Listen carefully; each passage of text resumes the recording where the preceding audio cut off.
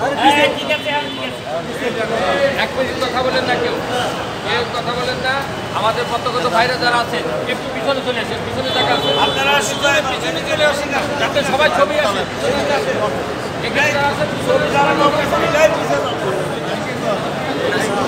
যারা ভাইরা আছেন একটু পিছনে আসেন, সবাই ছবি আসবে। সাংবাদিক ভাইরা আমাদের ছবি তাদেরও আমরা সহযোগিতা করবো, যাতে তারা সুন্দরভাবে আমার জায়গায় আজকে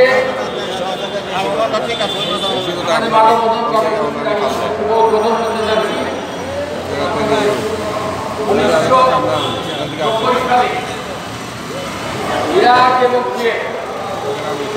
যুদ্ধের কারণে আমরা বাংলাদেশে ৭২,০০০ নারী পুরুষ শ্রমিক রিক্ত হস্তে খালি হাতে এদেশে ফেরত আসি। ফেরত আসার পর আমরা আমাদের মানবতার জীবনযাপন শুরু করি। আমরা বেঁচে থাকার তাগিদে তৎসময় তৎকালীন সরকার সহ সকল মন্ত্রণালয়ের দ্বারা দ্বারাই ঘুরতে থাকি আমাদের সহযোগিতা করার জন্য। কিন্তু দুঃখের বিষয়, সরকারিভাবে কোনো সহযোগিতা আমরা পাইনি। ৭২,০০০ পত্রগত আজকে যারা বিদেশে যাচ্ছে, বিদেশ থেকে আসছে, তাদেরকে হেডলাইনে লেখা হয় রেমিটেন্স যোদ্ধা। আমার বলতে অপেক্ষা রাখে না, দেশ স্বাধীন হওয়ার পর ১৯৭১ সালের পরে আমরা যখন ৭২ সাল থেকে বিদেশে গিয়েছিলাম, আমরা দেশে টাকা পাঠাইতাম, রেমিটেন্স পাঠাইতাম। আমরা রেমিটেন্স যোদ্ধা না, কি বলেন আপনারা? রেমিটেন্স যোদ্ধা। এই দেশের স্বাধীন হওয়ার পর আমরা এই প্রথম রেমিটেন্স যোদ্ধা হিসেবে দাবি করতে পারি।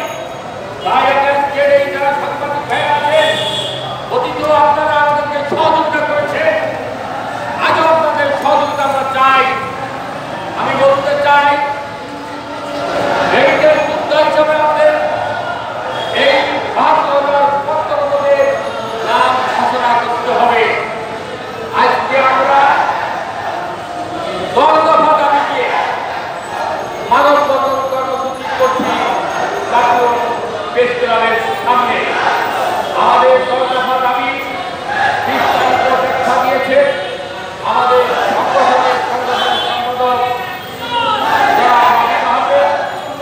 আমি সংক্ষেপে আপনাদের কাছে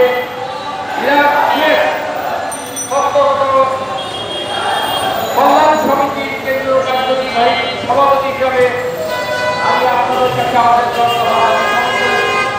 কিছু ব্যাখ্যা দিতে চাই। আমরা ১৯৯০ সালে দেশে ফেরত আসি। পরবর্তীতে আমাদের কিছু দাবি নিয়ে আমরা আন্দোলন করি। দীর্ঘ ৭ বছর আন্দোলন করেছি। আমরা জাতিসংঘের